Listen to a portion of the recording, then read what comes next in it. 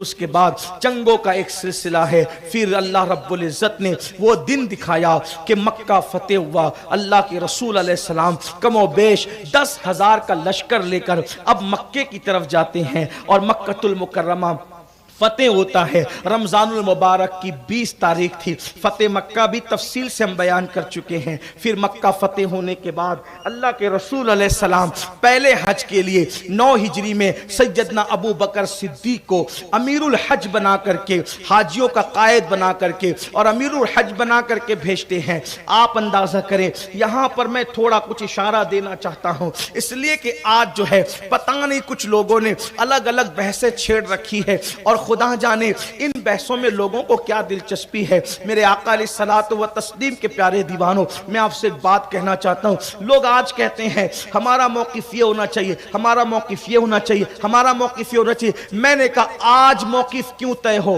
ہمارے بزرگوں نے تو پہلے ہی موقف طے کر دیا ہے. جو موقف تھا غوث اعظم کا وہی موقف اپنا، وہ جو موقف تھا غریب نواز کا وہی موقف اپنا، جو موقف تھا مخدوم سمنا کا وہی موقف اپنا، جو موقف تھا حضرت بندہ نواز گیس دراز کا وہی موقف اپنا، جو موقف تھا سادات ماہرہ مطہرہ کا وہی موقف اپنا، جو موقف تھا مجدد الفسانی شیخ احمد سرہندی کا وہی موقف اپنا. کیا یہ اللہ کے رسول علیہ الصلوۃ والتسلیم اب جب فتح مکہ کے بعد تیاری فرما رہے ہیں دنیا سے جانے کی، کوچ کی تیاری فرما رہے ہیں، تو حضور علیہ السلام واضح طور پر حضور نے کوئی بات تو نہ فرمائی لیکن اشارے دے رہے ہیں. دیکھیے اللہ کے رسول علیہ السلام نے امیر الحج بنا کر اپنی غیر موجودگی میں جس کو بھیجا وہ ذات کس کی تھی؟ افضل البشر بعد الانبیاء بالتحقیق سیدنا ابا بکر صدیق کی ذات تھی. ان کو امیر الحج بنا کر بھیجا، یعنی اشارہ مل رہا ہے جہاں میں نہ جاؤں گا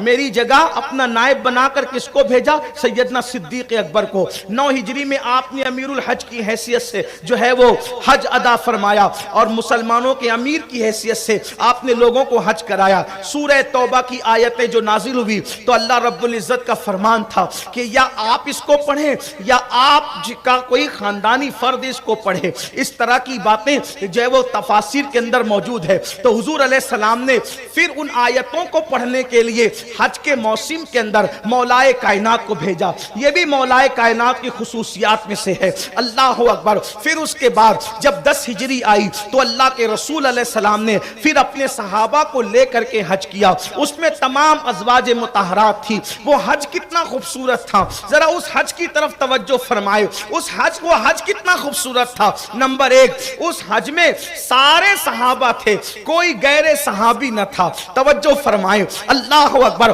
قیامت تک میدان عرفات بھرا رہے گا لیکن اب ایسا حج ہو سکے گا اس میں سب کے سب صحابہ ہیں.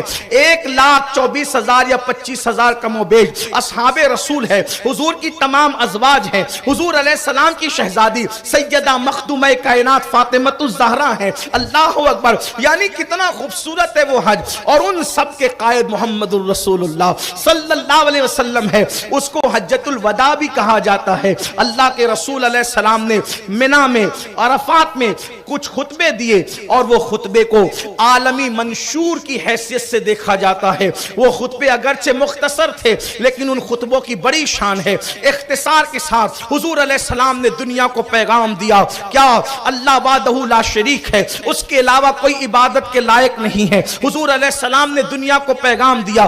آقا فرماتے ہیں اب عرب کی زمین پر کبھی شیطان کی عبادت نہ کی جائے گی. اللہ کے رسول نے پیغام دیا. خطبہ حجۃ الوداع کے اندر کیا پیغام دیا؟